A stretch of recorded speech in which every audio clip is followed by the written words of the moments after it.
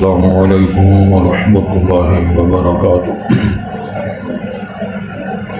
حضرات، آج انشاءاللہ صفحہ نمبر 258 سے پڑھیں گے اور سورہ بنی اسرائیل کی آیت نمبر جہاں 33 لکھا ہوا ہے وہاں سے انشاءاللہ شروع کریں گے۔ مئی کی آج 25 تاریخ ہے 2024۔ اعوذ باللہ من الشیطان الرجیم، بسم اللہ الرحمن الرحیم۔ وَلَا تَقْرَبُوا مَالَ الْيَتِيمِ إِلَّا بِالَّتِي هِيَ أَحْسَنُ حَتَّى يَبْلُغَ أَشُدَّهُ وَأَوْفُوا بِالْعَهْدِ إِنَّ الْعَهْدَ كَانَ مَسْئُولًا وَأَوْفُوا الْكَيْلَ إِذَا كِلْتُمْ وَزِنُوا بِالْقِسْطَاسِ الْمُسْتَقِيمِ ذَلِكَ خَيْرٌ وَأَحْسَنُ تَأْوِيلًا وَلَا تَقْفُ مَا لَيْسَ لَكَ بِهِ عِلْمٌ إِنَّ السَّمْعَ وَالْبَصَرَ وَالْفُؤَادَ كُلُّ أُولَئِكَ كَانَ عَنْهُ مَسْئُولًا وَلَا تَمْشِ فِي الْأَرْضِ مَرَحًا إِنَّكَ لَن تَخْرِقَ الْأَرْضَ وَلَن تَبْلُغَ الْجِبَالَ طُولًا كُلُّ ذَلِكَ كَانَ سَيِّئُهُ عِندَ رَبِّكَ مَكْرُوهًا ذَلِكَ مِمَّا أَوْحَى إِلَيْكَ رَبُّكَ مِنَ الْحِكْمَةِ وَلَا تَجْعَلْ مَعَ اللَّهِ إِلَٰهًا آخَرَ فَتُلْقَىٰ فِي جَهَنَّمَ مَلْعُونًا مَّدْحُورًا أَفَأَصْفَاكُمْ رَبُّكُمْ بِالْبَنِينَ وَاتَّخَذَ مِنَ الْمَلَائِكَةِ إِنَاثًا إِنَّكُمْ لَتَقُولُونَ قَوْلًا عَظِيمًا وَلَقَدْ صَرَّفْنَا فِي هَٰذَا الْقُرْآنِ لِيَذَّكَّرُوا وَمَا يَزِيدُهُمْ إِلَّا نُفُورًا۔ حضرات، پہلے الفاظ پر غور فرمائیں۔ ارشاد ہوتا ہے وَلَا تَقْرَبُوا مَالَ الْيَتِيمِ، اور تم نہ قریب جاؤ یتیم کے مال کے، الا باللتی، مگر وہ ہی احسن، جو اچھی شکل، سب سے بہتر شکل بنتی ہے، حتیٰ یبلغ اشدہ، حتیٰ کہ وہ یتیم اپنی جوانی کی عمر کو پہنچ جائے، وَأَوْفُوا بِالْعَهْدِ، اور پورا کرو عہد و پیمان کو، إِنَّ الْعَهْدَ كَانَ مَسْئُولًا، بے شک جو عہد و پیمان ہے اس کے بارے میں پوچھا جائے، وَأَوْفُوا الْكَيْلَ إِذَا كِلْتُمْ، اور پورا کرو ماپ جب تم ماپو، وَزِنُوا بِالْقِسْطَاسِ الْمُسْتَقِيمِ، اور وزن کرو ایسے ترازو کے ساتھ جو سیدھے ترازو سے وزن کرو تاکہ کمی بیشی نہ ہو۔ ذَلِكَ خَيْرٌ وَأَحْسَنُ تَأْوِيلًا، یہ بہت اچھا ہے، یعنی یہ بہتر ہے اور بہت اچھا ہے، تأویلا، نتیجے کے اعتبار سے۔ وَلَا تَقْفُ مَا لَيْسَ لَكَ بِعِلْمٍ، اور آپ نہ پیچھے پڑے اس کے جس چیز کے بارے میں آپ کو معلومات نہیں ہے، علم نہیں۔ إِنَّ السَّمْعَ وَالْبَصَرَ وَالْفُؤَادَ، بے شک سماع، کان، والبصر، اور بصارت، نظریں، آنکھیں، والفؤاد، اور دل، کل اولئک کان عنہ مسئولا، یہ سارے اعضاء جو ہیں ان کے بارے میں سوال کیا جائے گا۔ وَلَا تَمْشِ فِي الْأَرْضِ مَرَحًا، اور آپ نہ چلیں زمین میں اکڑتے ہوئے، إِنَّكَ لَن تَخْرِقَ الْأَرْضَ وَلَن تَبْلُغَ الْجِبَالَ طُولًا، بے شک تو نہیں پھاڑ سکے گا زمین کو اور ہرگز نہیں پہنچ پائے گا پہاڑوں کی بلندی یا لمبائی تک۔ كُلُّ ذَلِكَ كَانَ سَيِّئُهُ عِندَ رَبِّكَ مَكْرُوهًا، اور ساری جو بیان کی گئی ہیں چیزیں ان میں سے جو برا اور بندہ ہے تیرے رب کا نزدیک وہی ناپسندیدہ ہے، ہر وہ چیز جس سے اللہ نے منع کیا ہے وہ مکروہ ہے۔ ذالک مما اوحی الیک ربک من الحکمہ، یہ وہ ہے جو اللہ نے تیرے طرف رسول کریم سے فرمایا، وہی کی ہے اس نے آپ کی طرف تیرے رب نے، اس سب من الحکمہ، وہ حکمت و دانائی اور سچائی ہے۔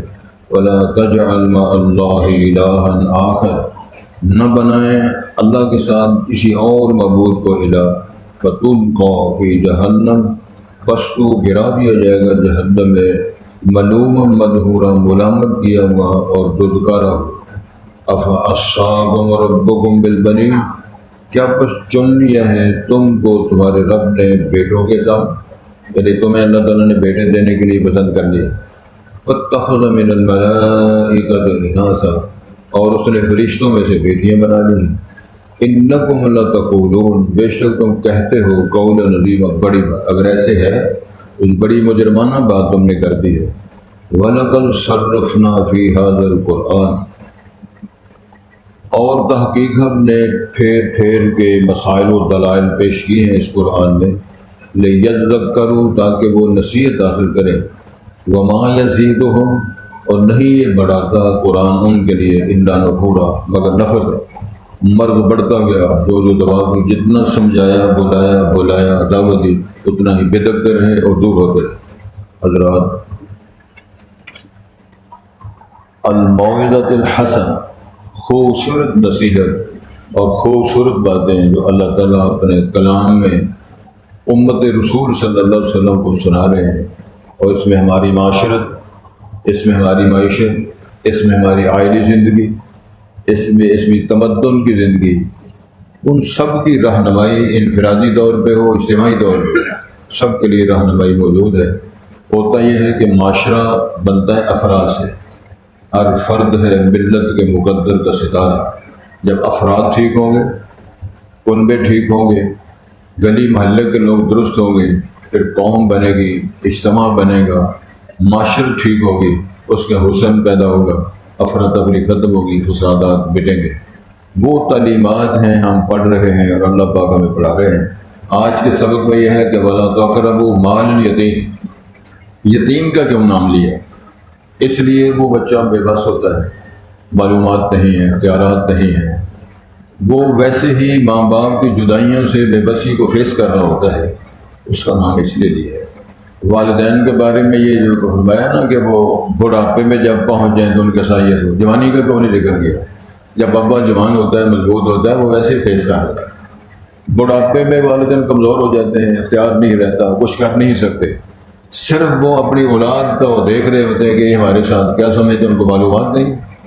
جنہوں نے اپنا بچپن، جوانی، بڑھاپا دیکھا ہے، معاملات زندگی کو فیس کیا ہے، یا وہ یہ سیس نہیں کر رہے کہ میری اولاد، میرے بیٹے، میری بیٹیاں، میری بہو، خاندان کے لوگ میرے ساتھ کیا کر رہے ہیں؟ یتیموں کی بات اس لیے کی ہے، وہ بے بسی کے عالم میں، سرپرست کوئی نہیں ہے، حالات ان کے ٹھیک نہیں ہیں، تو ارشاد فرمایا یتیموں کے مال کے قریب نہ جاؤ۔ ایک اور جگہ قرآن میں یہ فرمایا ہے، ان الذین یاکلون اموال الیتامی ظلما انما یاکلون فی بطونہم نارا وسیصلون سعیرا، وہ لوگ جو یتیموں کا مال ظلم کے ذریعے کھاتے ہیں، یعنی وہ حق نہیں ہے، استحقاق نہیں ہے،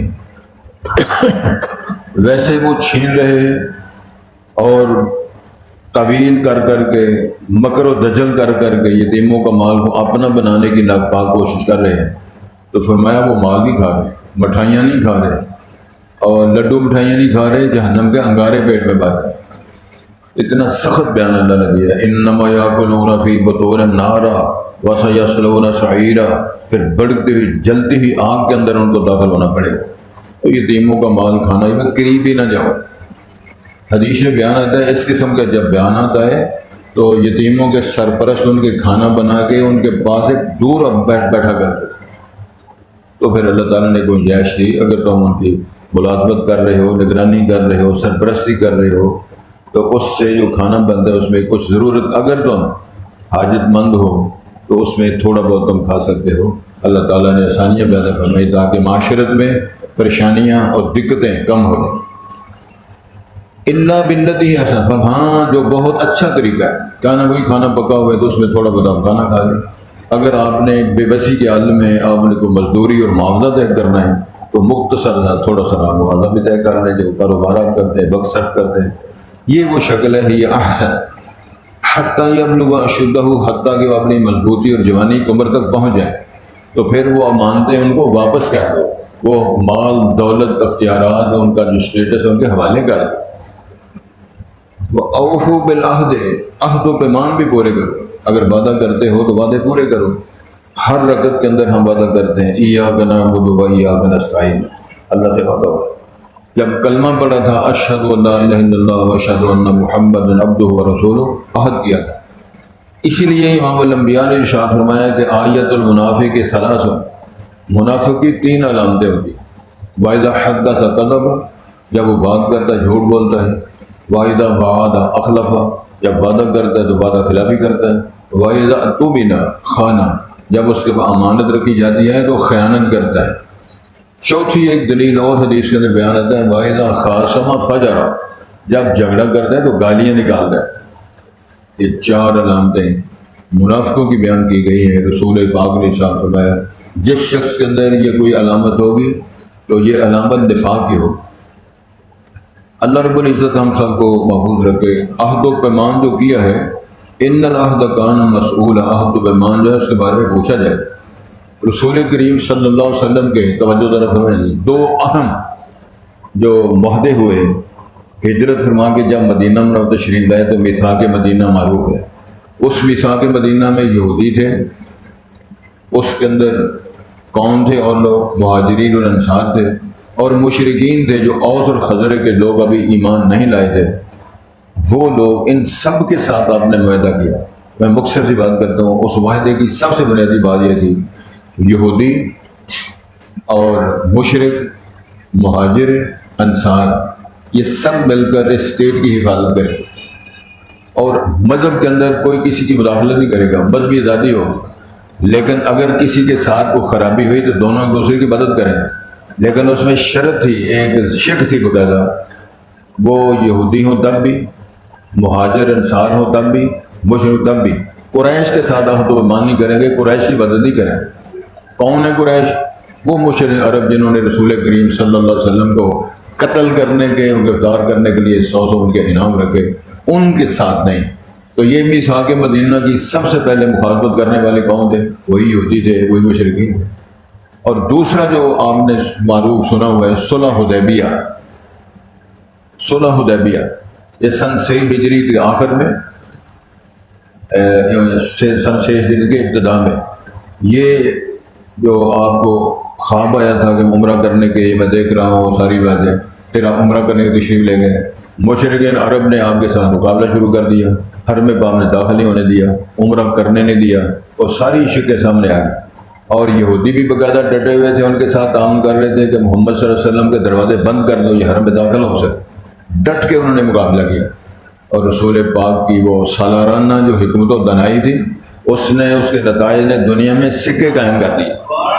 رسول کریم صلی اللہ علیہ وسلم کی وہ جو تدبیر تھی، ہم محرمین ہیں، احرام کی حالت میں ہیں، ہم کو لڑنے کے لیے نہیں آئے، وہ سفارتکار آپ نے پہلے مقرر فرمایا۔ جناب عمر فاروق، جناب عمر معذرت کر لی، پھر جناب عثمان کو بھیجا، تو ان کے ساتھ بات چیت چل رہی تھی۔ انہوں نے کہا عثمان صاحب آپ عمرہ کر سکتے ہیں، بیت اللہ کا طواف کر سکتے ہیں، سارے کام آپ کے لیے اجازت ہے، لیکن محمدن و اصحابہ کو ہم اجازت نہیں دیتے۔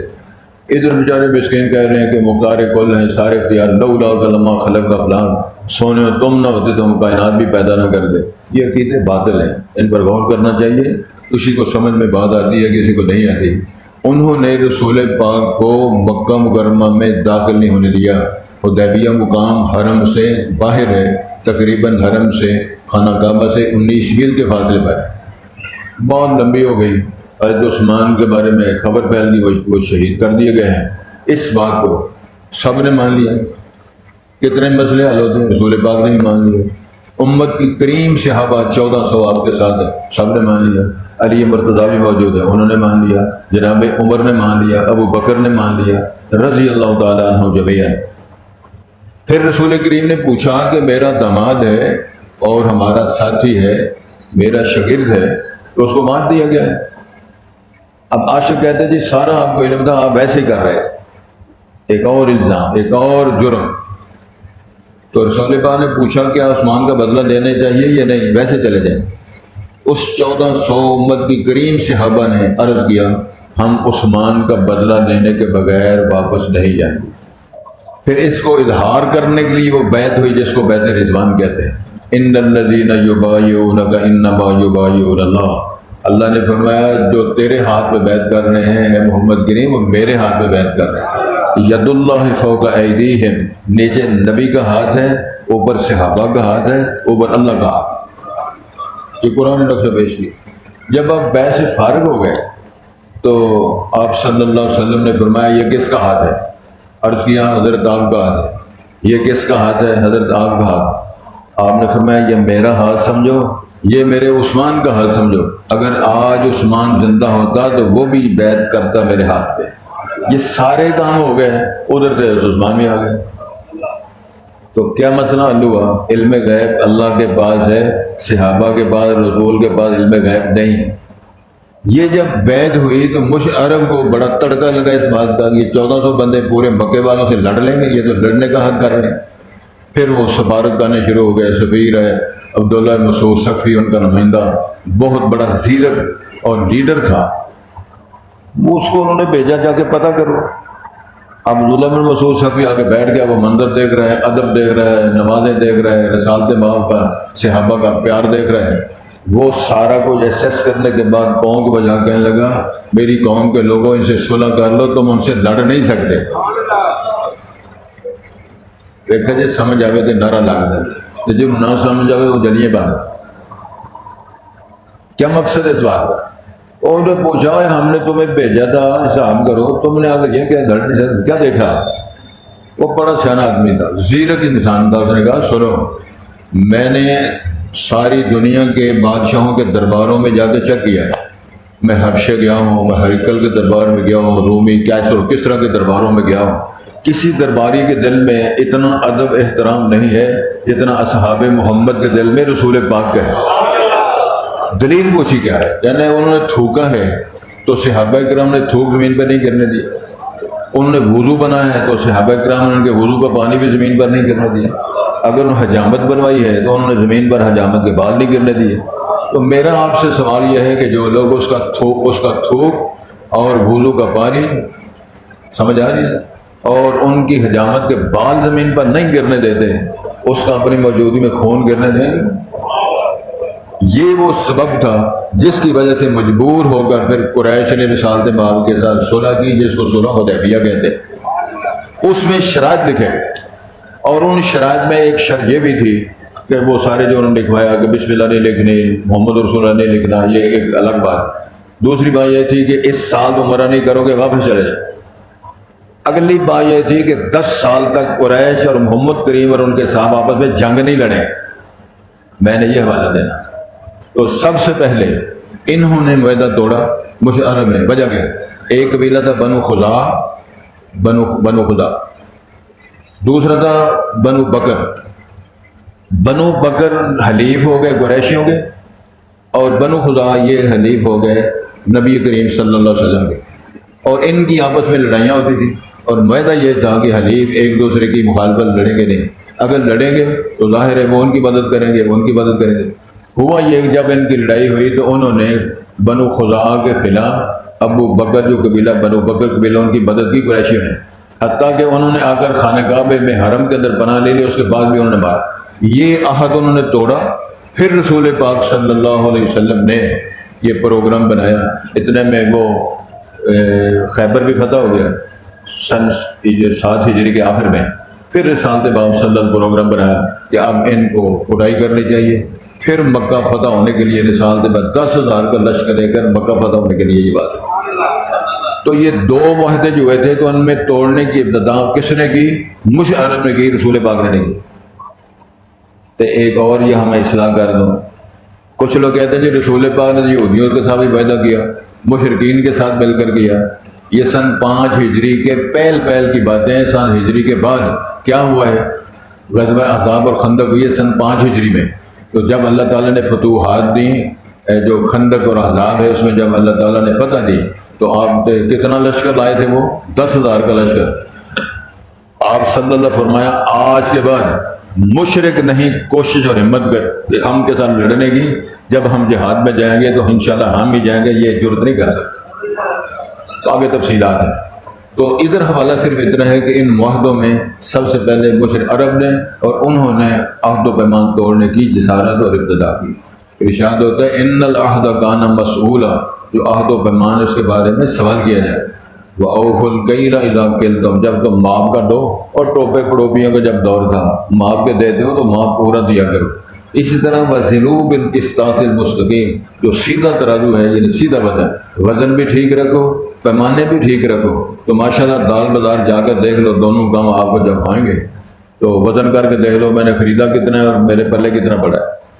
تو بڑے بڑے تاجر، بڑے بڑے نیک لوگ، نمازی، حاجی بیٹھے ہوئے ہیں لیکن ترازو ٹھیک نہیں۔ اللہ تعالیٰ محفوظ رکھے، اللہ ماشاءاللہ سب کا خراب نہیں ہے۔ ذالک خیر و احسن تعویلا، فرمایا یہ جو مستقیم ترازو کے ساتھ وزن کرنا ہے یہ بہت اچھا ہے نتیجہ۔ کیا مانے؟ وزن جب آپ ٹھیک کریں گے، پیمانہ ٹھیک کریں گے، تمہاری سوچ بھی ٹھیک رہے گی، فطرت بھی ٹھیک رہے گی، تمہارا جو احمد ہے وہ بھی بڑا درست اور خوبصورت رہے گا کہ جناب یہ ماں بھی ان کا پورا ہے، تول بھی ان کا پورا ہے۔ تو فرمایا یہ کرو وَلَا تَقْفُ مَا لَيْسَ لَكَ بِعِلْمٍ، جس چیز کا آپ کے پاس علم نہیں ہے اس کے پیچھے کیوں پڑتے ہو؟ کسی کی باتوں کا کھوج نکالنا اور اندر کی بات دریافت کرنا، کسی کی لڑائی کی، کسی کی صلح کی، کسی کے کاروباری، کسی کی ذاتیات کی، جس کی معلومات نہیں اس کے پیچھے کیوں پڑتے ہو؟ خاموش ہو جو رہنے دو کسی کو اپنی حالت، لیکن اپنا آپ بلا کے وہ لوگوں کے پیچھے لگے ہوئے۔ وَلَا تَقْفُ مَا لَيْسَ لَكَ بِعِلْمٍ، جس کی معلومات نہیں ہے اس کے پیچھے نہ پڑو۔ ان السمع والبصر والفؤاد، یاد رکھو سماعت یعنی کان، والبصر آنکھ، والفؤاد دل، کل اولئک کان عنہ مسئولا، ہر ایک کے بارے میں دیکھتے کیا رہے ہو، سنتے کیا رہے ہو، سوچتے کیا رہے ہو، اللہ تعالیٰ فرماتے ہیں پوچھا جائے گا۔ تو جب ان کے بارے میں پوچھا جائے گا تو ایک اور حدیث سن لیں، رسول پاک نے فرمایا من نوقش فقد ہلک، جس بندے پہ مناقشہ شروع ہو گیا نا، بات شروع ہوگی۔ اصل میں عربی زبان مناقشہ مفعلہ کے بدن پر ہے، اس کو بولتے ہیں کراس کویسچن، سادے لفظ میں جس پر کراس کویسچن شروع ہو گئے سمجھ لوگ مارا گیا۔ اللہ تعالیٰ جب پوچھے گا اچھا جی تو نے یہ کیوں کیا تھا، تو کیوں کیا تھا، تو نے اس کو کیوں مارا تھا، تو نے بیگم کو طلاق کیوں دی تھی، اور مولوی صاحب کے خلاف تو نے مقدمہ کیوں لڑا تھا، جواب کوئی، کیوں تو نے غلط فتویٰ دیا تھا، کیوں بیان دیا تھا، میڈیا میں تو نے بکواس کیوں کیا تھا، کیا جواب ہے؟ یہ ہے من نوقش فقد ہلک۔ فرمایا ولا تمشی فی الارض مرحا، اکڑ اکڑ کے نہ چلا کرو، شیخیاں مار مار کے لوٹیاں ڈال ڈال کے زمین پہ نہ چلو۔ ارشاد فرمایا انک لن تخرق الارض ولن تبلغ الجبال طولا، ایڑیاں مار کے چلو گے تو زمین پھٹے گی نہیں، اکڑ اکڑ کے چلو گے تو پہاڑوں کی بلندیوں تک تو نہیں پہنچا دے۔ اور بٹیرے شاہ کیوں ایسے کرتے ہو؟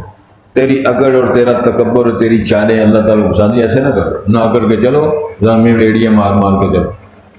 کل ذالک کان سیئہ عند ربک مکروہا، یہ 25 چیزیں گنی ہیں اللہ تعالیٰ، ان تمام چیزوں میں سے تیرے رب کے ہاں اس کا جو برا ہے وہ ناپسندیدہ چیز ہے۔ مطلب یہ ہے جن چیزوں سے اللہ نے روکا ہے وہ ساری ممنوع ہے، ساری مکروہ ہے، ساری ناپسندیدہ۔ مثلا اللہ نے فرمایا اکڑ کے نہیں چلنا، بری شے اکڑ کے چلو گے، ایڑیاں مارے ہیں ناپسندیدہ چیز اگر کرتا ہے تو یہ بری بات ہے۔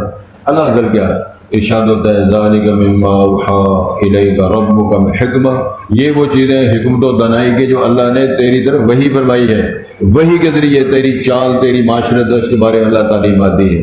ولا تجعل مع اللہ الہا آخر، اللہ کے ساتھ وہ اور معبود نہ بناؤ، فتلقی فی جہنم ملوما مدحورا، پھر تم ڈال دیے جاؤ گے جہنم میں ملامت کیے ہوئے اور دھتکارے ہوئے۔ اللہ معاف کر دے اگر اسی طرح مر جائے اسی حالت میں، اسی عقیدے پر، اس کا یہ نتیجہ نکلے گا۔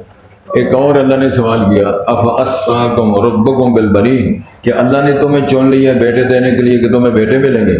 واتخذ من الملائکۃ اناسا، اللہ نے فرشتوں میں سے بیٹیاں بنا لی ہیں۔ ایک طنز کی ہے اللہ تعالیٰ نے۔ مشرکین عرب کا عقیدہ یہ تھا کہ فرشتے اللہ کی بیٹیاں ہیں اور اپنے لیے ایک بیٹی بھی پسند نہ کرتے۔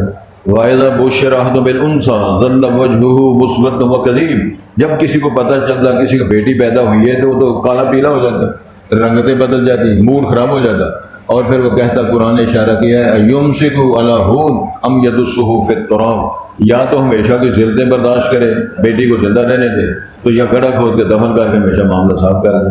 اپنے لیے ایک بیٹی پسند نہیں کرتے اور جو لاکھوں کروڑوں کی تعداد میں فرشتے کہتے ہیں سارے اللہ کی بیٹی ہیں۔ ارشاد فرمایا، توجہ کریں جی، انکم لتقولون قولا عظیما، اگر تم ایسے کہتے ہو کہ فرشتے اللہ کی بیٹی ہیں تو بڑی بری اور گندی بات ہے جو اللہ پسند نہیں کرتے۔ وَلَقَدْ صَرَّفْنَا فِي هَذَا الْقُرْآنِ، ہم نے پھیر پھیر کر انداز بدل بدل کے ہم نے باتیں بیان فرمائی ہیں، لِيَذَّكَّرُوا، تاکہ لوگ سننے والے نصیحت حاصل کریں، وَمَا يَزِيدُهُمْ إِلَّا كُفُورًا، اشارت، لیکن ان کو نفرت اور بھاگنے پہ اضافہ ہو رہا ہے۔ مرض بڑھتا گیا، جو دوا کی، جتنا سمجھایا اتنے بدکتے جا رہے ہیں، جتنا قریب کرنے کی کوشش کیے اتنے دور ہوتے چلے جا رہے ہیں، جتنا قرآن کو دعوت دیتا ہے جہنم سے بچنے کی اتنے ہی جہنم میں چھلانگے مارنے کی کوشش کر رہے ہیں۔ کہ اللہ نے فرمایا قرآن تو نصیحت کے لیے آیا تھا، لیکن وما یزیدہم، یہ قرآن کی نصیحتیں ان کو نہیں بڑھا رہی مگر نفرت میں اور بھاگنے اور دور جانے بدکرے میں۔ اللہ تعالیٰ ہم محفوظ فرمائے تاکہ سمجھ کر اللہ تعالیٰ میں توفیق دے۔ ولا تقربوا مال الیتیم، تم نہ قریب جاؤ یتیموں کے مال کے، الا بالذی، مگر وہ شکل، ہی احسن، جو بہت اچھی ہو۔ میں نے اس کی وضاحت کی ہے، آپ وہاں نگرانی کر رہے ہیں، سپروائزی کر رہے ہیں تو وہاں کچھ تھوڑا بہت کھانا پینا جائے، اس قسم کی بات کر، حتیٰ یبلغ اشدہ، حتیٰ کہ وہ پہنچ جائے اپنی جوانی کی اور مضبوطی کے اوپر۔ وَأَوْفُوا بِالْعَهْدِ، اور عہد و پیمان پورا کرو، ان العہد کان مسئولا، بے شک عہد و پیمان اس کے بارے میں سوال کیا جائے گا۔ وَأَوْفُوا الْكَيْلَ إِذَا كِلْتُمْ، پورا کرو ماپ جب تم ماپ دو کسی کو۔ وَزِنُوا بِالْقِسْطَاسِ الْمُسْتَقِيمِ، اور وزن کرو سیدھے پیمانے کے ساتھ، مطلب اس کا ہیر پھیری جاؤ، بانٹ جو اس کے رکھے ہوئے وزن تول کرنے کے لیے اس کو خرابی نہ کرو۔ ذَلِكَ خَيْرٌ وَأَحْسَنُ تَأْوِيلًا، یہ جو سیدھے ترازو کے ساتھ، مستقیم ترازو کے ساتھ جو آپ نے وزن کرنا ہے یہ بہت اچھا ہے نتیجے کے اعتبار سے اور اس کا جو اثرات پیدا ہوں گے اس کے اعتبار۔ وَلَا تَقْفُ مَا لَيْسَ لَكَ بِعِلْمٍ، آپ نہ پیچھے پڑیں جس کا آپ کو علم نہ ہو۔ ہر وہ شاید جس کی معلومات نہیں ہیں اس کے پیچھے پڑنے کی ضرورت نہیں ہے۔ ان السمع والبصر والفؤاد، یقیناً سماعت اور بصارت اور دل، کل اولئک کان عنہ مسئولا، ہر ایک کے بارے میں سوال کیا جائے گا، پوچھا جائے گا۔ ولا تمش فی الارض مرحا، نہ چلو زمین میں اکڑتے ہوئے، انک لن تخرق الارض ولن تبلغ الجبال طولا، بے شک تو ہرگز نہیں پھاڑ سکے گا زمین کو اور ہرگز نہیں تو پہنچ پائے گا پہاڑوں کے طول اور اس کی بلندیوں کو۔ کل ذالک کان سیئہ عند ربک مکروہا، ہر ایک وہ چیز جو اس کے اندر اس کی بری ہے تیرے رب کے ہاں وہی مکروہ ہے، وہی ناپسندیدہ ہے جس سے اللہ نے منع کیا۔ ذالک ولا تجعل مع اللہ الہا آخر، نہ بنا اللہ کے ساتھ اور معبود، فَتُلْقَىٰ فِي جَهَنَّمَ مَلُومًا، یہ ہر مخاطب کے نام پیغام ہے، اگر تو نے ایسا کیا تو گرا دیا جائے گا، ڈال دیا جائے گا جہنم میں، ملوم مدحورا، ملامت۔ تم لا تقولون، بے شک تم کہتے ہو، قول عظیما، بہت عظیم گندی نامناسب بات۔ وَلَقَدْ صَرَّفْنَا فِي هَذَا الْقُرْآنِ لِيَذَّكَّرُوا، اور تحقیق ہم نے پھیر پھیر کے بیان کیا اس قرآن میں تاکہ وہ نصیحت حاصل کریں۔ وَمَا يَزِيدُهُمْ، لیکن قرآن کی تعلیمات نہیں بڑھا رہی ان کو، الا نفرت میں۔ اور مقصد یہ ہے کہ قرآن مجید جتنی تعلیم دیتا ہے قریب کرنے کے لیے، وہ قریب آنے کے بجائے دور جا رہے ہیں، نفرت کر رہے ہیں، بھاگ رہے ہیں قریب آنے کی بجائے۔ اللہ توفیق دے گا آپ کو سمجھنے کو۔